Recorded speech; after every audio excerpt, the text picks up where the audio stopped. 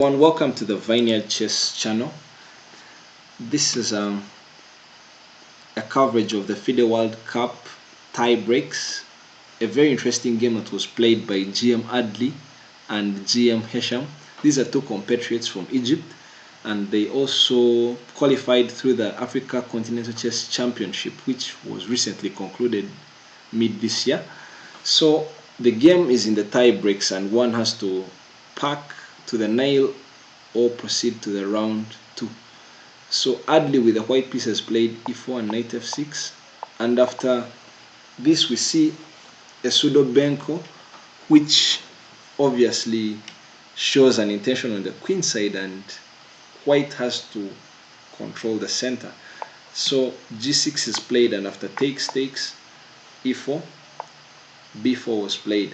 So obviously this would hang a pawn on the b5 square, so e4 was played. So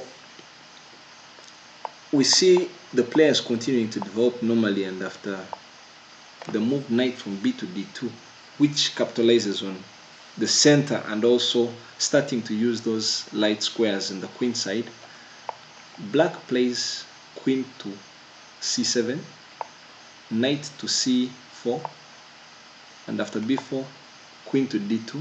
Well, a better attempt would be this, so that you can undermine the dark square play, though play would continue fairly equal and not much to actually see here, because everything would be under control. So let's go back and see what was played in the game. So in the game, after knight to d7, the pawn was taken on b, and knight to d4 was played. Knight to d4 has very interesting moves in mind. One of them is, in case, let's say you continue with a very interesting move, that is f5, attacking the knight can come in and start to hop around in the dark camp and win a pawn in the game. So we can see that, well, black can play on with this, but it would really be a fight, and quite tactical and technical indeed, to win this. So let's go back. So that was avoided with bishop to a6, and then after knight to c6, bishop takes knight and bishop takes bishop, we get to see knight to c6. It's an interesting move per se, because it also uses the dark squares that are created, and it pivots the knight actually to the queen side, where the counterplay for black ought to come from. So we get to see queen to f4, and after rook from f to e8, rook from f to e1, a4 is played. This is a very brilliant and beautiful move, obviously planning to push the other pawn to either create a passed a pawn or something on the queen side. So knight takes b4 was played, and this was actually the mistake in the game, which started giving black a lot of play. f5 was played. Well, if you may pause your video and try to see why f5 is so strong a move, you'll get to understand actually the counterplay that exists for the black camp. Adly played e takes f, which is a human move that would be played by many. Personally, I would also consider taking this. But after bishop takes b2, we get to see that actually there are so many dark squared weaknesses that white may not actually counter, because of the strength of the dark squared bishop, the knight that is on c, and then the queen that can easily jump into the position through b6, a5, and even possibly a rook lift. So knight to c6 was played, giving up the exchange, but this is equally a mistake that keeps the advantage in the black camp. If they had taken the a rook with check, and after the exchange we see that the rook actually controls the open file. The dark squared rook is still under attack, and after possibly a move like rook to b1, then we get to see the pawn starting to advance further, and play would continue, but black is significantly better because of activity of the pieces on the queen side. Let's try out another variation. If the rook attacks the bishop, then after the exchange on e1 and rook takes, then the two pieces are actually forked on the dark squares. So if play maybe continues with this, then you lose two pieces, then that's losing the game. If this defends, then we can see that actually even when the knight falls off, the knight is the better piece in this game compared to the bishop because of having troubles with the passed a pawn. Let's go back to the game. So the exchange was given on a1, and after rook takes a1, rook to e4 was played. Well, queen to b6 would have been considered too. It's equally a strong move because it starts to infiltrate the white camp through the dark squares, and it's not clear actually what white can do about it. So this controls actually the e file, the b file, and also having pressure on the queen side. So if queen to h6 is played, then queen to b2 solves everything.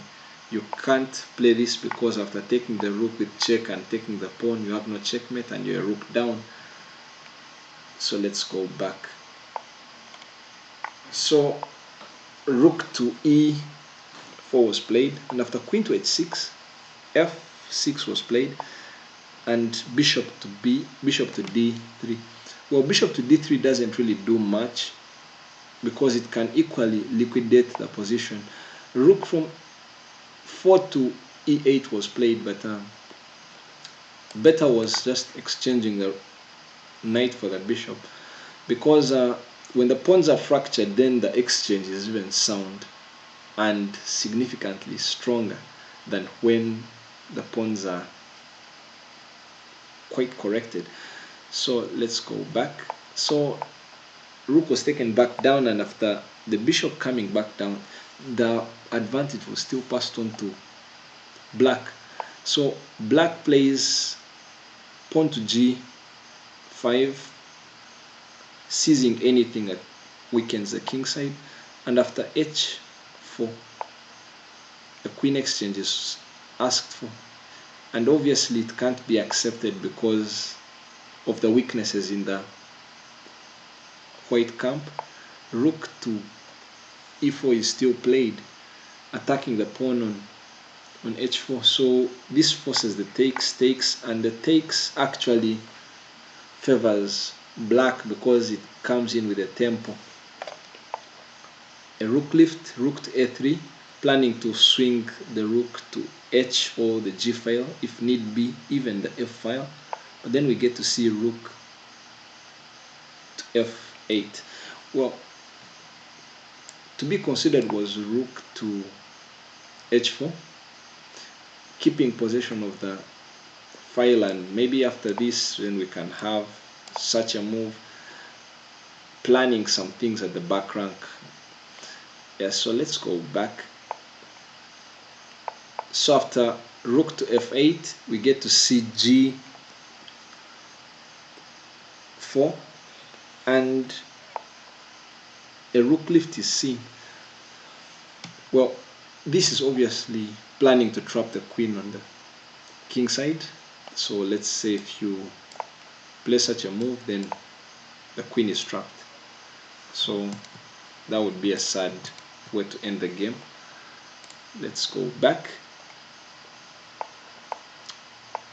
So after the queen lift, queen to h3 was played.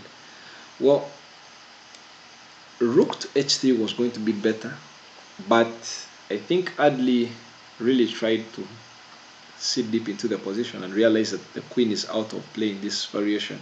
So they tried to mitigate that by removing the queen earlier.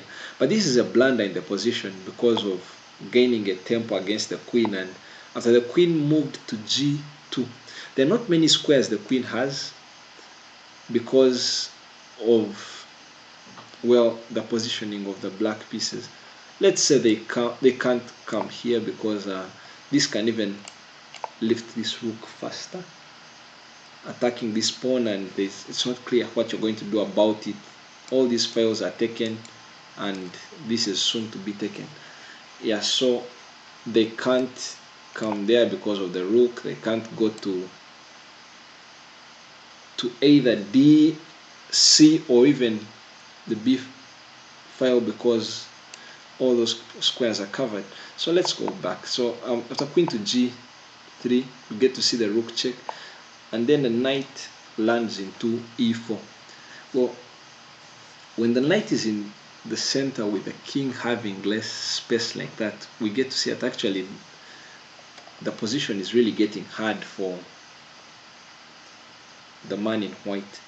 So Adly plays queen to d3. Not many squares to actually play, but after Hesham's beautiful move, rook to h4, queen to c4 is played, and this was the last blunder in the game. Well, feel free to pause your video and actually see how white can win this faster. Black can win this faster.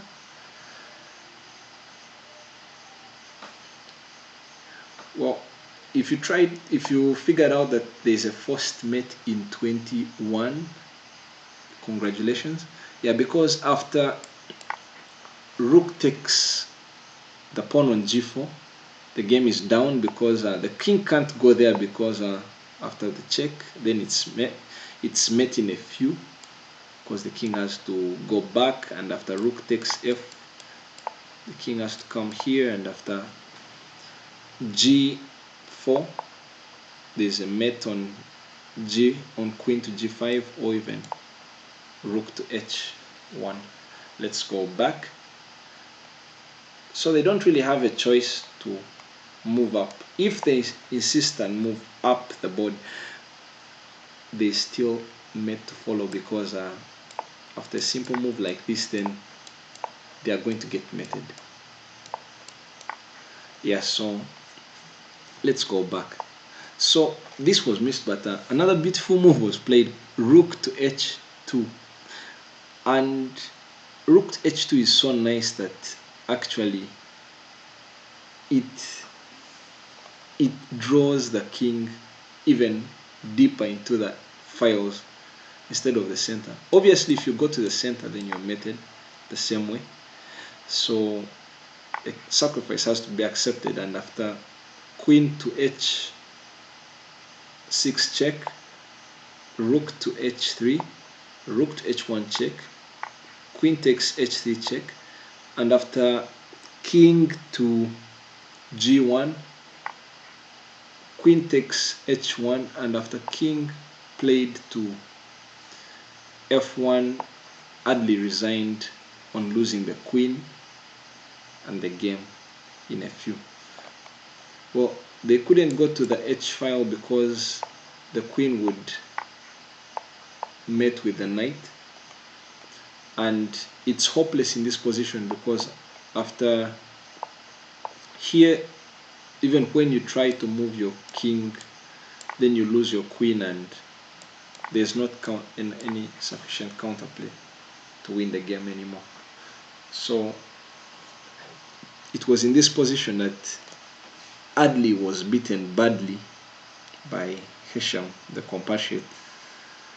Thank you for watching, and see you in the next videos. Click on any of the playlists to watch some of the previous videos that were made, and in case of any suggestions, you can still leave them in the comment section below. Till we meet again.